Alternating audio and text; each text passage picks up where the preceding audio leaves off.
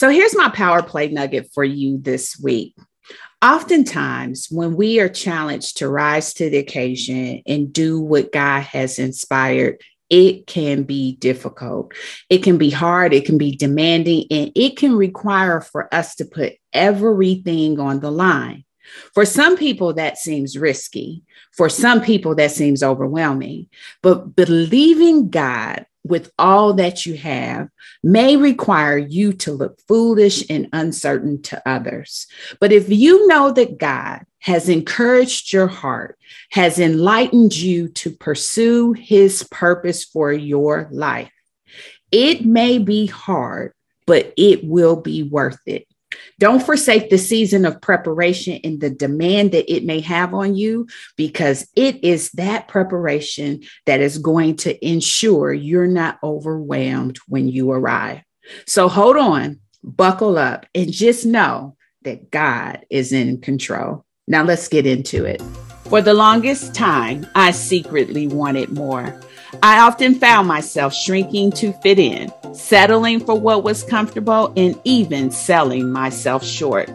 Once I finally accepted that we deserve success and we are blessed with the power to achieve it, I stopped playing small. I'm serious about building a life I love, and you should be too.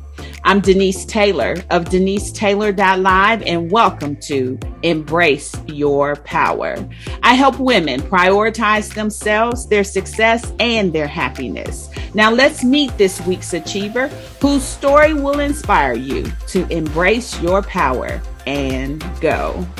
Well, now, hello there. It's Denise Taylor. I'm always excited to have you join me each and every week right here on Embrace Your Power. Now, this is the place where you can count on me to always encourage you to build a life that you love. Now, we also believe that God has not given us a spirit of fear, that he's given us power. And when we embrace our power, we truly can be, do, have, and achieve anything that we want. We are graced for our journey. We are graced for our assignment. The desires that we have, even those secret desires, are ones that God can rise up and fulfill. Now, I want to encourage you, whether you are listening to me on Apple Podcasts or Spotify, or maybe you're even watching on YouTube, to give me some feedback. If you haven't taken time to fill out a rating and give me a review, I'm asking you to do that today. It's a bit selfish, but I'd love to hear from you. The second reason is this: there's some good things going on here at Embrace Your Power. And when you take those steps, that says to the listening algorithms, promote this so that people can plug in with us here. So that's my one ask. Please, please, please rate and review the podcast, and absolutely positively subscribe if you haven't done that already. Now let's jump right into all the goodness that is in store for you today. Now, I love acronyms. You hear me talk about them often. And the one that I wanted to highlight for my conversation today is this: faith, forsake all, I trust him. You know, walking with God and trusting him in our faith journey is one that requires us to obey in a way that may challenge our stability, our comfort, and even our lifestyle. I want you to know that if God is calling you to an assignment, he is trying to do something through you so that other people can be impacted and they can grow in their relationship with him by your example. My guest today is Courage Molina. She is a pastor of a community church. That is a role that she has blossomed into out of despair, desperation, depression, teenage pregnancy. She's had all manner of experiences, but she's risen above all that now. In fact, we don't even talk about much of that in our conversation. Where we focused on is her desire to please God with her life. Courage is an entrepreneur. She is a Bible teacher. She is a coach. And even more, she is on fire for God and doing his will. Now, what I enjoyed most about my conversation is I could see her desire to please him because he loves her. And when I talk about embracing our power, we all have different assignments, but regardless of our assignments, it's our responsibility to respond to God's love by forsaking all and trusting him. Now let's get in deeper with Pastor Courage Molina. So for me, this is a grand occasion. Courage doesn't know this, but I actually learned about Courage probably 5 or 6 years ago. It's been a while. I heard a podcast episode that you did with Patrice, so maybe it hasn't been quite that long. No, it's been a minute. It's been a minute. And I, at the time, I was traveling a lot for my job. And so I would put on podcasts and listen. And yours was one that when I heard your story and heard your voice, I hit Google. You know how we do that sometime, right? You immediately go and Google. The first thing I was amazed about at the time is to learn that you were in Charlotte. And I was like, oh my God, she's in Charlotte. I had found where you were speaking at a couple of different events. There was like some luncheons or something going on. And so I came into your acquaintance and awareness. I was intrigued because you talked about going to Elevation on that particular episode. And at the time, we weren't members of Elevation, but we have our own Elevation story, as many people in the area do. But I have been like girl fanning for a while from afar.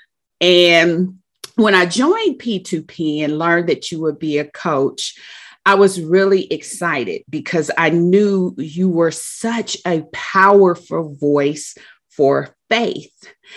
As I have sat on the outside, just continuing to see your boldness, your confidence, continuing to see you shatter tradition in every possible way while loving God with all of your heart, I have to tell you, it's been beautiful. Okay. And I wanted to say that because I have admired your confidence for a very long time. So this for me is a treat. I'm one of those people that kind of lurk in the background, take it all in. But this is a treat. And so I cannot wait for us to dive into this conversation. Let me just tell you, knowing that you're a confidence builder, I can see that 100%. You're a faith coach. I can see that 100%. But your gift is teaching the word. Oh. And to know that like this has been something that you've embraced. When I talk about embrace your power and you are so bold with it, it just excites me because you bring all that Black girl magic sizzle right along with it. It's not, it's not something that you tear down. So all of that to say, welcome to Embrace Your Power, Courage. Thank you for accepting this last minute invitation, but I know everything happens divinely with God's guidance and direction. So I am really, really, really excited to welcome you. Now I'm going to turn it over to you and allow you to introduce yourself and to grace our listeners. And then we'll dive more into your passion for God, how it ignited and all of that. First of all, what? What kind of introduction? That is insane. You are absolutely right in saying I had no idea. I just think I'm always like, do people know me? People don't know me, right? Like you're just living your regular life and say like, no, people don't. Don't nobody know me. Ain't nobody following me. So it's so insane to hear that. But thank you so much for sharing it. Well, as I feel like you've done a great job. I don't know what to add to that, but it is definitely an honor to be here. here's the thing, and I'm gonna say this is not what we're talking about, but I'm gonna say this. I was able to give a yes, one, because it's in alignment. I know who I am, I know what my message is, and I know what you stand for. So when you are clear on your vision and there's an opportunity for you to be in alignment with it, it's an easy yes, right? The second thing is I believe in white space on my planner. I believe in white space. I'm intentional about making sure I have white space on my planner. It means I don't have anything planned there. The Lord can move there. I don't owe that time to anybody, so that when a last minute opportunity comes in, if it's what God has for me, I have the space for it. And so I had some white space today. Mm-hmm. So That's let's, awesome. so I was able to say yes. Excited to be here. So glad to be here. Wow. You know what? That in and of itself is a lesson, because oftentimes we pack our calendars so full that we don't allow for him to move divinely. And I believe that there's something going to be shared today that's going to be an amazing blessing for someone who needs to be encouraged. So let's dive right in. Okay. Tell me more about how your passion for God ignited, and, just a little bit of that journey, because I know you went through some life experiences, but life experiences don't always translate into, I love the Lord and he got all of me, right? So tell me how that ignited and what that journey was like. It was born from a dark place. Honestly, it was really born in the darkness, a place of desperation. I tell people all the time, like, I was desperate for something. I didn't realize it was Jesus at the time, but anytime you get to a place where, you would betray your own life. Anytime you get to a place where you are actively thinking, planning about how you can end your own life, that's a dark, dark place. And I felt like, okay, I'm going to give you this one last try, but I'm trying to tell you right now, if this does not work, if you are not real, if it doesn't go, like, I'm done. I cannot continue to live like this. I'm just going to call it quits, and that's going to be it. But God met me right there. He met me right down in that dirt, right down in that mud. And so it was just me and him. There was no pretense. There was no church program. There was no, I got to do this. It wasn't none of that.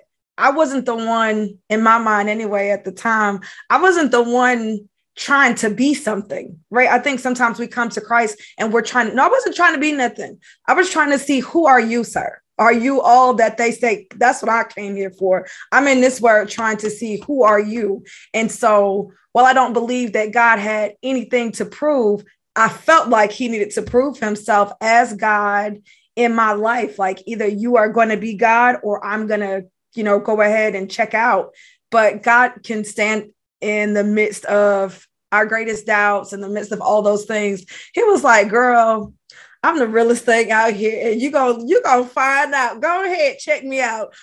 Check my receipts. And it was in the intimate, just me and him, trying to figure out, like, is he as great as he say he is? All these people are out here acting like he's so great, but I got a lot of situations where I feel like you kind of dropped the ball. You didn't even have the ball. You weren't even in the room. I have a lot of those situations. So it was in my personal journey, just me and him, absent of any expectations of how my own behavior needed to change, absent of any expectation about, what I needed to say about my past or how it was, none of that was on me. I was free of any of that. And so I got to meet God exactly where I was, and all my ugliness and all my anger and frustration. And he is so the truth. Like, he is so good. You hear this, like, taste and see, and it sounds cute, and it's like, it's the word, it's so super good, but I'm a foodie, and it is like, I have had food that I could not do justice. Like, it was so good. We say, like, oh, well, my mama, this is so good, I'm gonna slap my mama, and she be like, girl, don't you come over here, like, this is good. And my description and my explaining it to you, no matter how great I am with words, no matter how wonderful, no matter how great of a picture I could paint, you do not understand how good this thing is until you taste it for yourself. And that's the experience that I had. So it's like, it is I can see how it's easy to fall in love with God if we get to a place where we are truly trying him for ourselves from exactly where we are, without all the, you kind of feel like, well, I need to get my life right, without the getting your life right. If you could just get to know God while you are absolute ratchet mess, like that's when you're really going to see how good he is, instead of waiting and putting on these pretenses. That's when my love and like Jesus is really my dude. Like, we are people out here in these streets, because it was just me and him. There was nobody in between. I love how he allowed you to know everything about him in a way that let you fall in love with him, right? And I also love how you talked about, I really wasn't trying to come with expectations of what can you do for me. I want to know you. Like, are you legit? Are you real? And he showed up in all of that, right? He showed up and allowed you to experience him in such a way. It's almost like you had this Saul Paul experience, right? Because you experienced him in such a way that you were like, I'm not turning back around from that. And it just ignited from there. And not only that, you have allowed yourself to journey deeper into him and allow him to illuminate in your life in a way that birthed this boldness, or maybe the boldness was already there, but you show up with such a voice of fire and intentionality and understanding to be able to help and serve the way that you do, that means it's coming from this brewing fire, right? Like, this fire is legit over here because you are able to serve in a way. How do you train yourself in that way? Like, how do you keep it going and motivated so that you can pour from your saucer, like they say, right? So your cup is full and you're pouring from your saucer. What's that regimen like for you? For me, it's all God, no filler, right? Like, I don't have a lot of filler when you get God filtered through other things. We all have saying, we are all imperfect people. And even in our greatest attempts to show God and help people, we get it wrong. We are, what we say is, based on our own experiences and our limitations. And so there's some filler, even from the best of us, there is filler there. But when it's you and God in the word, there's no filler. There's nobody else's traditions or culture or whatever rules. It's none of that. It's just literally you and God. And so my regimen, I'm not going to say that it is every single day, but the standard is 2 hours and 24 minutes a day in the word. And I was at Elevation, as you mentioned, and Pastor Stephen Furtick was talking about tithing. And he was like, tithing of your, money, yes, but also giving of your time and your talent to the church is what he was saying, like that way, giving it back to God. And at the time I was ready to, I was still on the fence about giving my life up, really.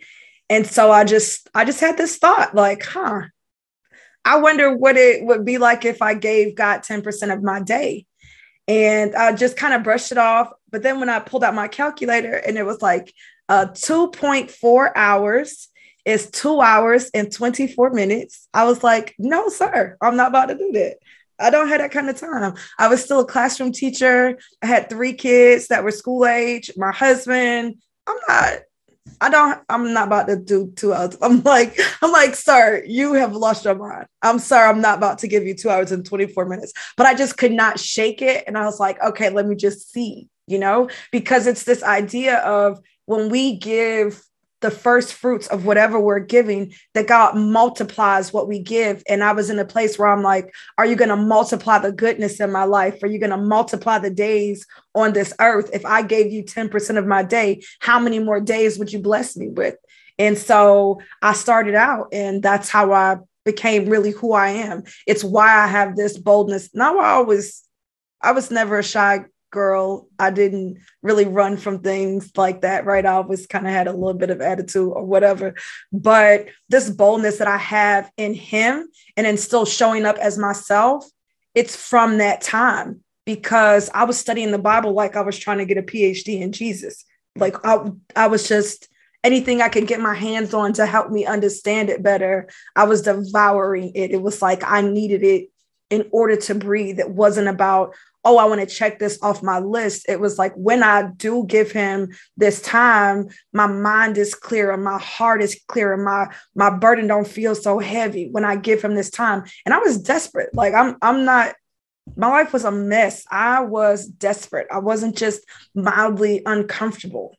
Mm-hmm. I wasn't mildly uncomfortable. I was absolutely desperate for change. And so I was like, whatever it takes at this point, let's see if this works. It's because I'm going to give it my all. And if this still is not enough, then I'm going to go ahead and, check out. But baby, 2.5 hours, 24 minutes, you get a lot of time. You get a lot of Jesus like that. And that's what you're thinking about all day long. So it spills over into the rest of your day. And at the time I watched a lot of, reality TV. I'm not saying I don't watch reality TV now, but I watched a ton of it. And I started from Old Testament. I started with Genesis. That's just where I started. I didn't know anything else. I just started with Genesis. And I was like, these people, this is like reality TV. She slept with her sister. I was like, bruh. I was like, you cool with this? I was like, bruh, these people crazy, right? And I just wanted to talk about, I'm like, I never heard this. I felt like I grew up going to church. I'm like, nobody ever told me about this. Nobody told me about this in Sunday school. They was telling me about what I couldn't do. But look at these people over here. They showing out. So it was like, I was spending all day with him, just thinking about what I read and what I learned that morning. I'm like, bro, these people crazy. Mm-hmm. It's different. Yeah. It is powerful when you dive into the stories, because you be like, hold up, wait a minute. Like all this drama we seeing, that ain't nothing new. It really is captured in the Bible. I love how your hunger manifested into action for you, right? Because oftentimes when people find themselves in desperate situations, they become idle. That didn't happen for you. Your desperation made you hungry, and it made you seek and go after answers. And I have to tell you, I am so glad that your shift in turn was to God, because where you were at and what appetite you had, if something else had come in there, it could have disrupted everything that has blossomed so powerfully. And so I just want to appreciate God that he showed up strong in your life at that right moment where you were hungry and wanted to devour his love, his word, his teaching the way that it did, because now the impact and influence that you are having in other people's lives is incredible. I mean, the way that you are helping people to really usher not only into their purpose, but into their execution, into their belief, into their thought life, into living with intentionality for God is incredible. And so I'm just thankful that in that moment when hunger was at its most powerful state for you, that the word of God was able to get in there as the thing that you devoured. Now, I love all the non-traditionalists, and I hate to say it that way, but I love everything that's non-traditional about how you show up and serve. And I don't want to misrepresent it. So paint a picture for us about Dose of Courage, about the community church, about the Bible study, the vision that you're building. Paint that for us.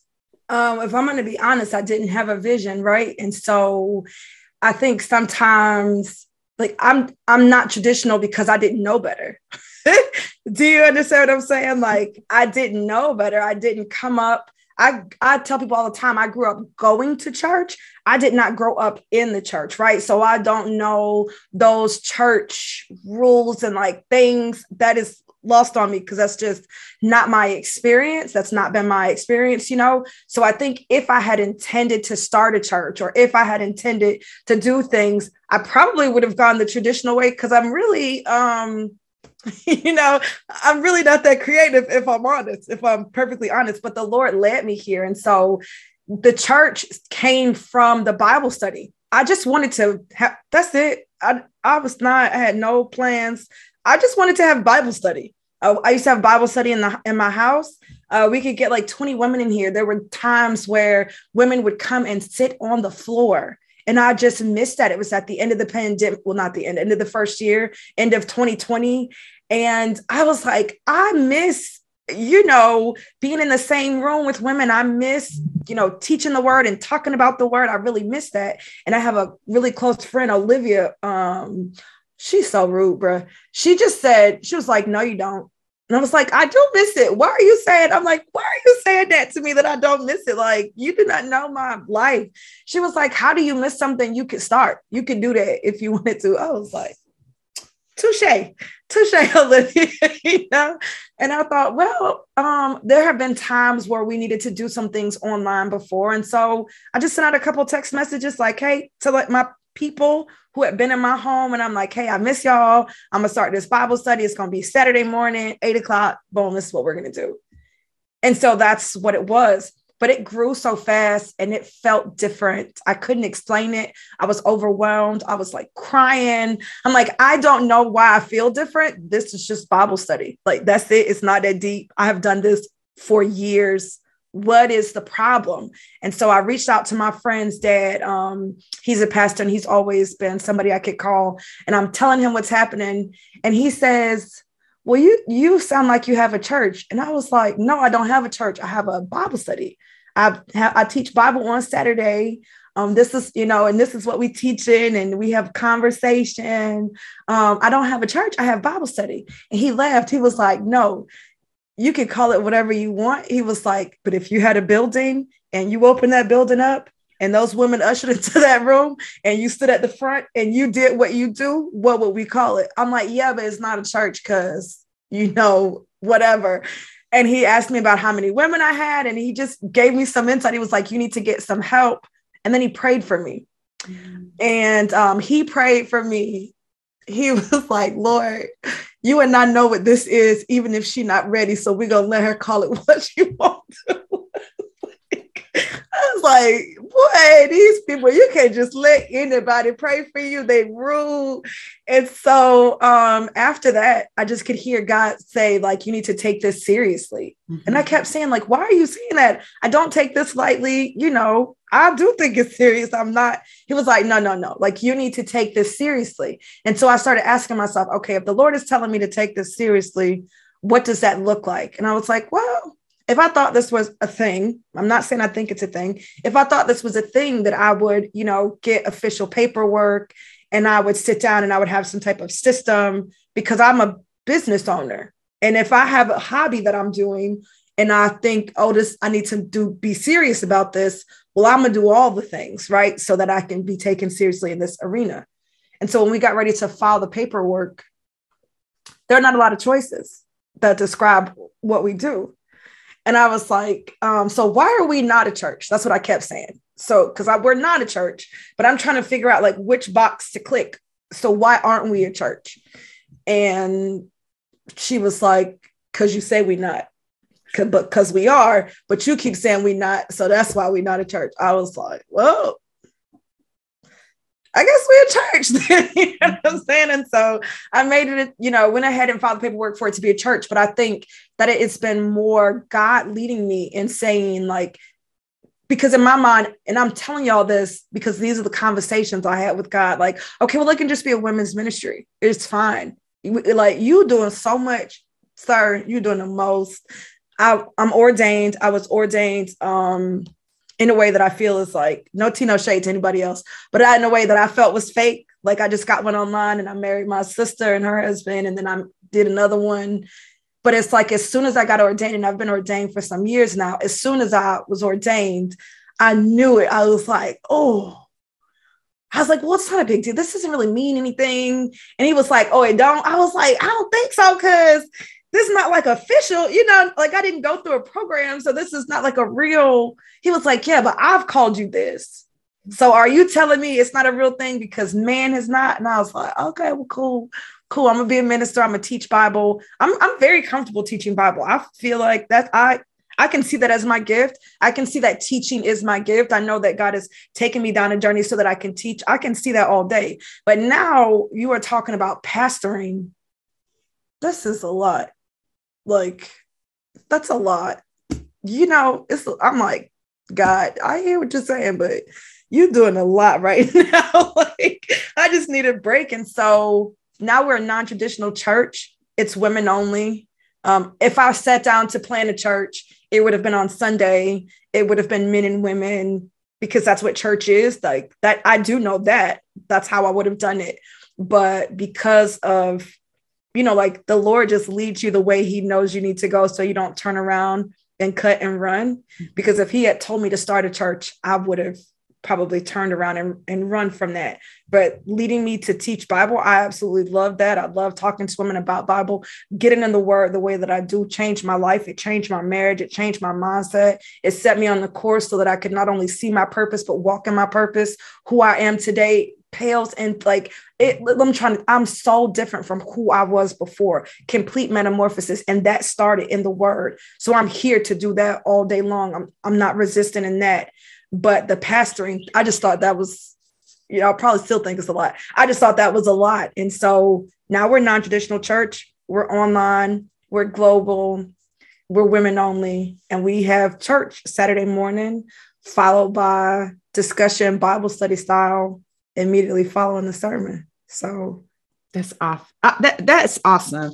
I mean, it's absolutely incredible listening to your story, because someday this artifact will be just a blip in the phenomenal growth that follows, right? We will be part of the documented journey of what happens next. And looking at how God has evolved you from just that hunger, right? There is this serial obedience that has continued to woo you along. I was talking with someone yesterday, and sometimes I could be really direct. And I said, do you feel like God gave you this assignment? And she said, yes. And I said, then obey him, right? Like whatever he told you to do that, which sometimes is the hardest thing. But your experience has blossomed because of your obedience. And, I find that obedience is rooted in your love. When you love him and you really understand what he means to your life, then you will do that thing, which is faith, forsake all, I trust him, right? You will do that. You will trust him in it. What has that faith journey been like for you as you just sit back and reflect? How you have developed, blossomed, and grown. Tell me a little bit about faith. This faith journey has been one that requires for you to check with him, right? The reason the faith, blooms and blossoms and it gets to a place where you are obeying him all the time is because you are talking to him all the time. Because saying yes meant an inability to pay my bills. It meant that my account was in the red. It meant that the people were calling about my car. It meant that I needed to call my landlord and say I didn't know how I was going to pay my rent. It meant fighting with my husband because I was refusing to go back to work. And so it's so easy to be like, oh, you just got to obey him. But don't nobody, like, we do not have time. So now, I've followed you and quit my job. And now me and my husband fight. I can just go back to work. I don't need this grief for something I'm not even 100% sure it's going to happen. But when you have the habit and routine of getting in the word every day, then at the end of the day, when you quit, because you quit at the end of the day, you like, bump this tomorrow morning. I'm going to get my resume. I'm not going to be out here following the Lord. You got me out here looking crazy. I'm going to go back to work, right? Like, I'm educated. I'm like, I have options. I don't have to be out here struggling. I didn't go to college so that I can be out here. And I just people can't find work. And I just walked away from my work. No. So I'm quitting this faith walk, this running behind you, Lord. But then the next day, because it's your habit to get in the word, you get in the word and you are reminded of his goodness. And you like, okay, well, I guess if you just want me to have an empty refrigerator, I guess that's what we're going to have, an empty fridge, right? And I'm just going to do this thing because whatever it is you are facing in that moment, it's real. It is not some fake made up mindset. No, there really isn't any food. No, Duke Energy really is going to turn your lights off. No, you really do need to figure out how you're going to pay your water bill. When you get to those places, it seems so impossible. But if you believe that, you know, he raised Lazarus from the dead, then paying your light bill don't seem like that big of a stretch.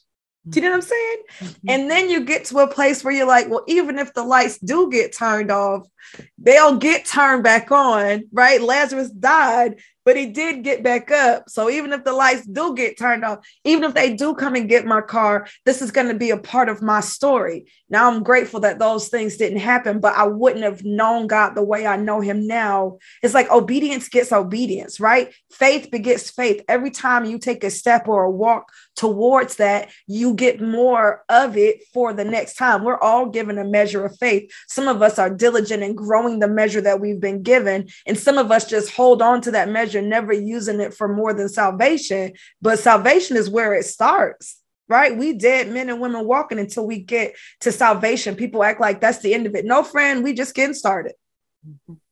We haven't even scratched the surface. You just got hired. The minute that you come to know Christ, okay, now you're getting ready for this onboarding process, right? I've just become an employee of the Lord. And so now the real work begins. And so it's my routine, really. I don't have a lot of days where I'm not like, I have a routine. Without that routine, I don't think that I would have been able to stay for as long as I have through as much as we have. Mm-hmm. Yeah, it's tough, right? Especially when you're in that season and your spouse may not understand the calling, the assignment, may not understand the guidance that you're being given that kind of disrupts life, right? They may not get it. You know, there's so many moving parts of how this is preparing you in that growth season for what it is that you are elevating to, right? The assignment you are elevating to needed those experiences to happen so that you could be prepared with the fortitude and the resilience so to be able to stand in the seat that you're in. In those days, it's difficult. And I would imagine your prayer life blossomed. I would imagine, that you begin to understand the depths of God and how you can rely on him and how to tune into his voice, because you don't want to miss it when you putting everything on the line. And so I just want to just honor you for that, because that's difficult. That's difficult to overcome, especially when it creates that odd rift with you and your spouse. And you're like, I know I'm hearing God, and they're trying to support you, but the reality of the situation doesn't feel comfortable to anybody. And so that resilience and that example is one that really sets you up to minister as powerfully as you do. So let me just tell you this. This was the thing that I was like, oh, I got to talk to Courage. Because when I got the email about the retreat, I was so excited about the retreat. And when I clicked on the link and I saw where you're hosting things, and I think the thing that got me is when I read the schedule and it said makeup off, or something along those lines about just really coming in as pure as you can. So when we come back, I want you to just tell us a little bit more about what you have in store for the retreat and get us all jazzed and excited. I think you'll agree with me that Courage's example of embracing her power is phenomenal. There's a couple of key ingredients that are necessary to take that journey. I refer to them as the success superpowers. You may be familiar with them, but for those of you who aren't, let me just roll them back. The first one is that you have to see yourself successful. You have to be able to begin to see the vision of you doing and accomplishing that thing. You also have to shake off fear, because it is hard when you begin to execute, and fear has this way of coming in to try to stir up doubt and convince you that it can't happen for you. The third thing is you've got to do the work. You got to put your hand to the plow and actually put some effort behind the mission. The fourth is you have to take care of you in that process, because that mantle of greatness is heavy and you need to be fit for the journey. And the last one is that you have to hold fast to your faith. We're talking a lot about that today. Forsake all, I trust him. Now, when I think about the success superpowers and I think about my conversation with Courage, I think you can see she exemplifies a lot of them. The success superpowers are something that I believe when you begin to execute in them in your life, you'll see yourself manifest a lot of changes and you'll see yourself begin to build a life that you love. I am so excited that God gave me the foresight to include the success superpowers in my book, Embrace Your Power and Go. I unpack each of them, and more than that, throughout the entire book experience, I challenge you to really discover more about possible you. And so if you haven't had the opportunity yet to get your copy of the book, I want to encourage you to do so. It's available on my website and it's available on Amazon. That resource will begin to help revolutionize your life in a way that you can't stay the same. Being here talking about embracing your power and having this wonderful conversation with Courage made me want to encourage you to begin your journey. I can't wait to hear your testimony about how you did exactly that.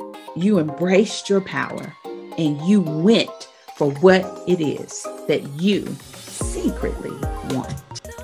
So now that we're back, Courage, please share more about the vision, the retreat, what you got planned for this season that's coming up in September. Listen, I am so excited about this retreat. I'm going to try not to scream on the mic. Okay. First of all, it is my first live event since January of 2020.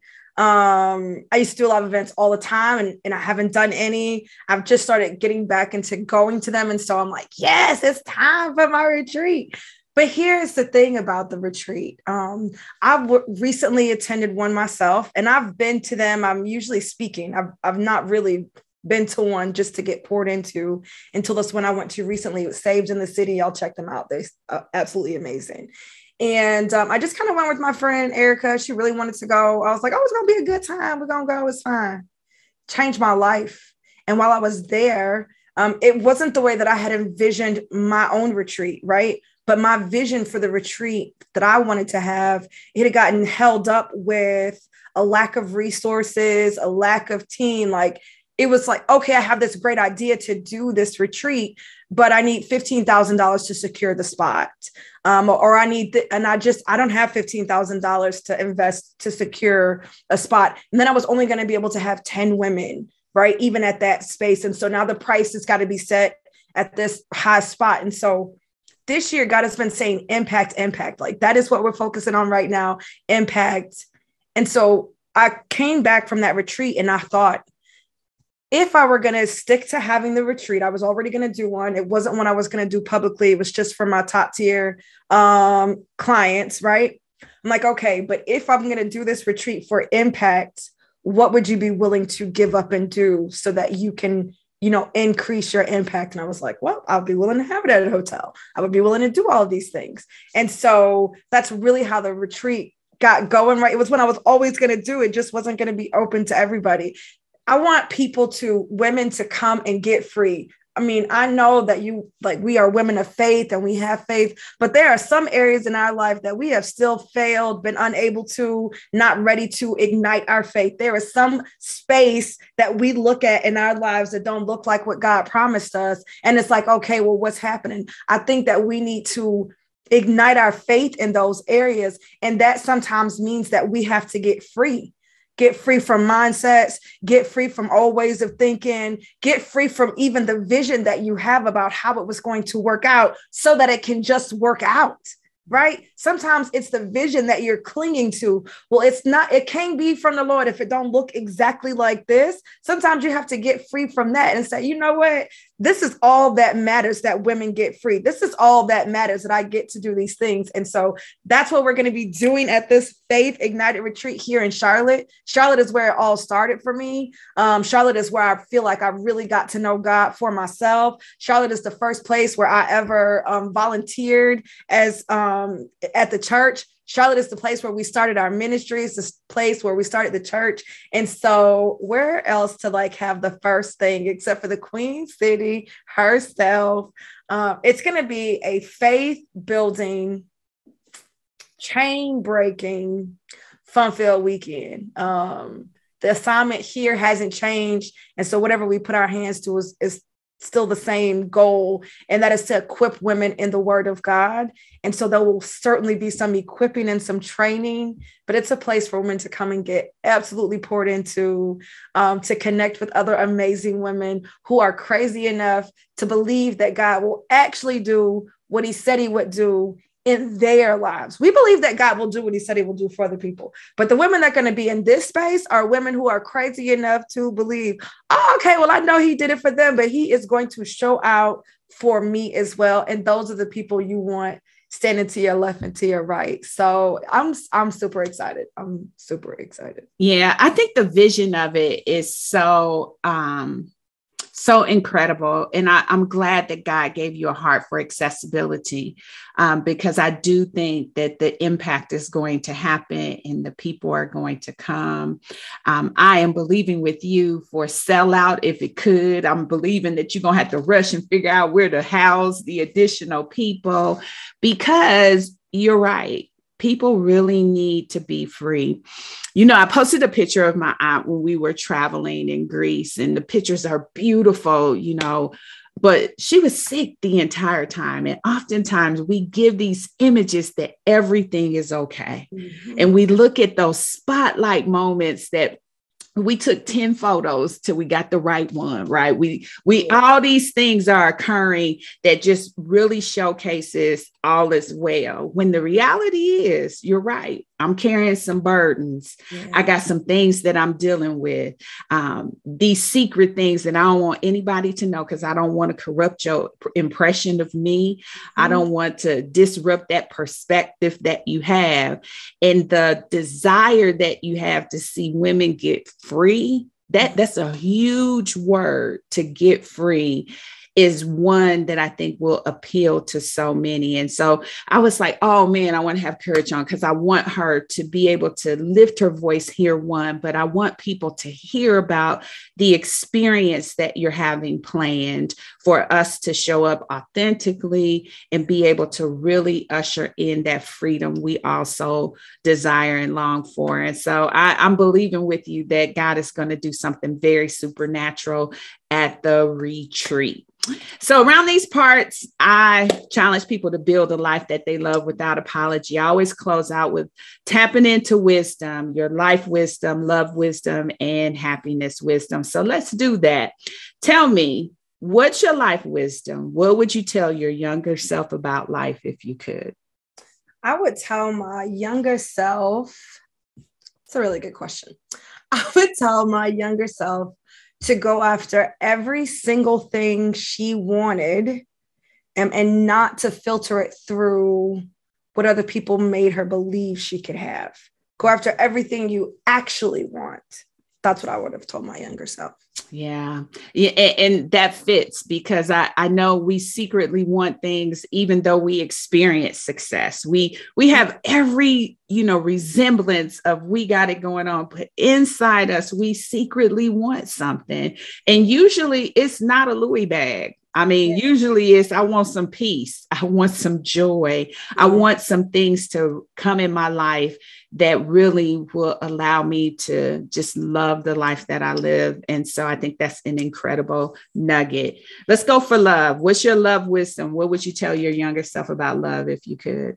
I would tell my younger self to love without hesitation, to give everything and all that you have to the people that you are loving in that season. Let there not be anything that you would withhold or keep for fear of being hurt. To give all that, like all of you in love. That's awesome. Yeah. a lot of times we do have that one little line where we're like, okay, I'm going to let you have all this, but I'm not going to be all in. You know, one of the things that I find incredible about love, especially if you go back to scripture, it's all about how you show up and what you do. It's not about you at all. Love is quite honestly the most sacrificial thing that you could give anybody. If you go and read that passage, it's more action and it's more you doing than it is anything else. And being able to do that without any reservations or anything, any holdbacks, right, would be powerful for that person on the other side. So I love that. And then finally, what's your happiness wisdom? What would you tell your younger self about happiness if you could? That you are responsible for your own happiness. That is 100% your responsibility. It is no one else's responsibility, no matter who they are, what their relation is to you, no matter what society says. Your happiness is 100% your responsibility, 100%. Awesome. I agree. So, you know, Courage, for a long time, I had this one burning question. Is Courage your real name, or is that a name that you adopted over the years? I'm so glad that you asked. I don't get to tell this story as often as I like. So I was born in December as Taquisha Patterson. That's the name that my mother gave me. 6 months later, my grandmother saw me in these grandmas saw me in this little outfit. I was very chubby, fat face, had scalloped edges on the bonnet. And she said I look like the Cowardly Lion from The Wizard of Oz. And she would say, "What you got that others ain't got?" And she would answer, "Courage." And so coming up, her kids and my cousins, they called me Courage coming up. That was my nickname coming up. It wasn't until 2017. First of all, I did not go by that name outside of them. I was like, my name is Taquisha. You can call me Taquisha or don't call me nothing at all, right? In 2017, I heard the Lord telling me to change my name because I had started using it professionally, right? He was like, change your name to Courage, like legally. I was reading Genesis 12, Abraham. That's what I was reading. And I was like, I'm not changing that's a lot. I was like, oh, let me look into it. I looked into it. I was like, it's too much work. I'm not going to do it. It wasn't until January of 2019 that my legal name became Courage. First name, Courage. Yeah. Had my whole name changed legally. Never would have gone through all that trouble. It's a lot of work to get your first name changed. They change everything. Birth certificate. That means my children's birth certificate, social security, like, it's not like when you get married. My children's birth certificates did not need to be updated because my name got changed. Had to change everything. But you know, you do like the Lord say you do. So eventually anyway. And so that is my name on my license, my passport since January 25th of 2019. That is incredible. You know what? Isn't it something how grandmothers can just see, they can just see the gifts in you, call the gifts out of you. Yeah. And it's a powerful name that she began to say and have others around you say, because it pulled out of you what you needed for this season. Ain't got me in trouble. As a kid, okay? But I love the story. Thank you for sharing that with me, because I've always wondered. I was like, wow, that's a bold name. That's a really, really bold name. So congratulations to you on everything that you are being obedient to allow God to do in your life. And I always love wrapping up with this phrase, and with you, I absolutely mean it. Success looks so good on you. Thank you. Thank you so much for having me. Absolutely. Well, that's it, beautiful. Thank you for tuning in. Don't ever forget that you are truly blessed with life, love, and all the happiness your heart can hold. Be relentless in building a life you love without apology. I'm Denise Taylor, and you can always find me in our free Facebook community. It's Embrace Your Power. Easy to find. Now be sure to rate and review this podcast and share it with a friend, and make sure you subscribe so that we can stay connected each week. And remember, God has not given us a spirit of fear. He gave us power. So be sure to always embrace your power and go.